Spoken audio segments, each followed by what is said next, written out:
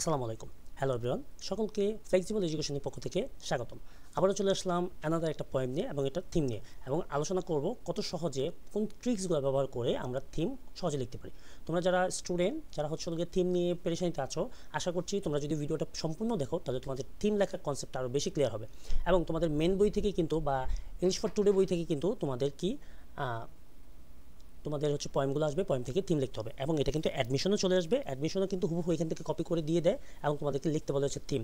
যারা science, arts, commerce অন্য ইউনিভার্সিটিগুলো পরীক্ষা দিবা, ঢাকা ইউনিভার্সিটি, জগন্নাথ ইউনিভার্সিটি, এদের কিন্তু রাইটিং পার্ট মাস্ট। হ্যাঁ, ঢাকা আর হচ্ছে জাহাঙ্গীর না, ঢাকা ইউনিভার্সিটি এবং জগন্নাথে কিন্তু রাইটিং পার্টটা মাস্ট। তো তোমাদের এরকম পয়েম উঠাই দিয়ে বলে যে এটা থিম লেখো, ওকে, তখন কিন্তু তোমাদের থিম লেখাটা একটু এলোমেলো হয়ে যায়। যারা ভালো লিখতে পারে, যারা ভালো ট্রান্সলেশন বুঝে, তারা কিন্তু খুব সহজেই এই পয়েমটা লিখতে পারবো। তো আজকে আমরা এই পয়েমটা 3টা ধাপ ফিল আপ করবো। এক হচ্ছে হলো গিয়ে ট্রান্সলেশন, 2 হচ্ছে থিম, এবং 3 নম্বর হচ্ছে হলো গিয়ে কীভাবে আমরা থিম লিখতে পারি। যে কোনো কবিতা আসলে, যে কোনো কবিতা, বাইরে থেকে অন্য কোনো কবিতা, উইলিয়াম শেক্সপিয়ারের কোনো কবিতা যদি দিয়ে দেয়, যাতে আমরা লিখতে পারি। ওকে, তো চলো আমরা হচ্ছে হলো গিয়ে পয়েমটার ট্রান্সলেশনটা, প্রথম ধাপটা আমরা ট্রান্সলেশনটা দেখি। ওকে, তাহলে আমরা কি বলতেছি যে ড্রিমস, চলো আমরা ড্রিমস দেখি হচ্ছে গিয়ে ল্যাংস্টন হিউজের চোখে বা হিউজের অনুসারে আর কি, ল্যাংস্টন হিউজ। আরেকটা বিষয় তোমাদের বলে রাখি, তোমরা যদি চাও যে ল্যাংস্টন হিউজের জীবন বৃত্তান্ত আমি তোমাদেরকে প্রোভাইড করি বা তোমাদেরকে দেই, তাহলে অবশ্যই কমেন্ট সেকশনে জানাবা, তাহলে আমি ওনাদের জীবন বৃত্তান্ত বা উনি কী কী নোভেল বা কী কী অ্যাক্টিভিটিস করছে সেগুলো কিন্তু তোমাদেরকে আমি দিয়ে দিতে পারবো। ওকে, যেটা তোমাদের লিটারেচার টপিকে প্রচুর পরিমাণে ইম্প্যাক্ট ফেলবে অ্যাডমিশন টেস্টে। আচ্ছা, তো চলো আমরা হচ্ছে গিয়ে ল্যাংস্টন হিউজের ড্রিমস দেখি, যে উনি কীভাবে ড্রিমসকে দেখতে চেয়েছেন আর কি, সেটার মতো করে। প্রথম স্টেপ ট্রান্সলেশন, তাহলে আমরা বলি হচ্ছে গিয়ে hold fast to dream. Hold fast to dream বলছি কি, যে স্বপ্নকে আঁকড়ে ধরো, স্বপ্নকে আঁকড়ে ধরো। Hold fast the dream. For if dream die, যদি স্বপ্ন মরে যায়, যদি স্বপ্ন মরলে, কারণ স্বপ্ন মরলে life is broken winged bird, life is broken winged bird, জীবন হয়ে যাবে এক ভাঙা ডানার পাখি। জীবন কি হয়ে যাবে? এক ভাঙা ডানার পাখি হয়ে যাবে। That can't fly, that can't fly, একটা পাখি যখন ডানা ভেঙে যায় সে কিন্তু ফ্লাই করতে পারে না, খাদ্য সংগ্রহ করতে পারে না, জীবন ধারণ করতে পারবে না। তাহলে কি বলছে? দে ক্যান্ট ফ্লাই, যা উঠতে পারে না।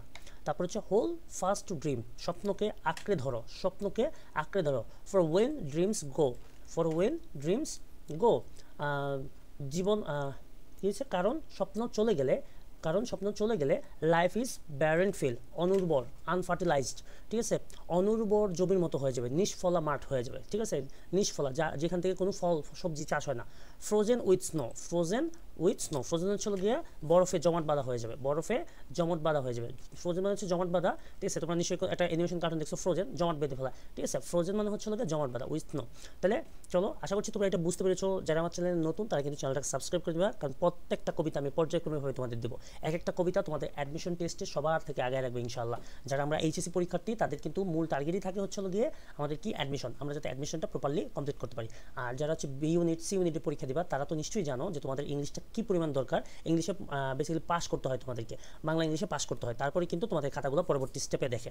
সো এটা তোমাদের জন্য খুব খুব খুব ইম্পর্টেন্ট, ঠিক আছে। চলো আমরা দ্বিতীয় পার্ট, মানে দ্বিতীয় ধাপ, ঠিক আছে, দ্বিতীয় ধাপে হচ্ছে আমরা থিমটা লিখবো আর কি নিজেদের মতো করে। তো আমরা বলতে পারি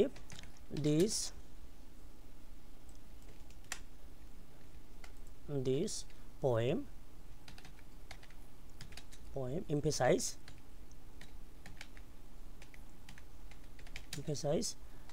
the importance of dreams in life without dreams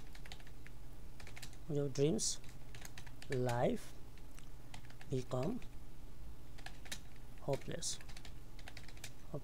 and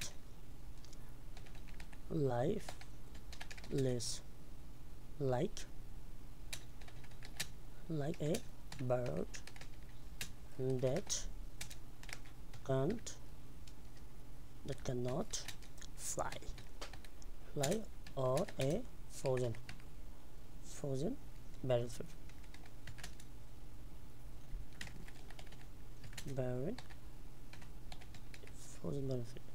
huge কিন্তু একজন রাইটার, হ্যাঁ, ওনার নাম হচ্ছে huge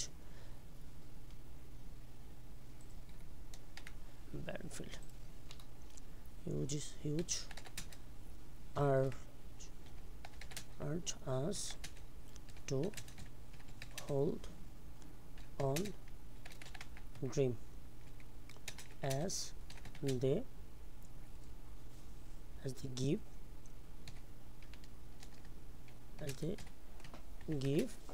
purpose, direction and vitality to our existence. ওকে, তো চলো এটা ট্রান্সলেশন করি। তো এখানে বলা হচ্ছে কি, এখানে বলা হচ্ছিল কি এটা কিন্তু 50, এটা কিন্তু মোর দেন 50 ওয়ার্ডের মধ্যে, ঠিক আছে, মোর দেন 50 ওয়ার্ডের মধ্যে এটা আমরা লিখছি, ঠিক আছে। আমরা ড্রিমস সর্বোচ্চ 50 ওয়ার্ডের বেশি কিন্তু লিখতে পারবো না। সামারি আমরা লিখতে পারি 1/3, কিন্তু হচ্ছিল গিয়ে আমাদের মূল ভার্ব আমরা এটাকে 50 ওয়ার্ডের বেশি লিখতে পারবো না, লিখলে কিন্তু আমাদের মার্ক কেটে দিবে। হ্যাঁ, আর এই যে এই বিষয়গুলো, এগুলো কিন্তু সাধারণত আমাদের পেইড কোর্সগুলোতে আমরা প্রোভাইড করি।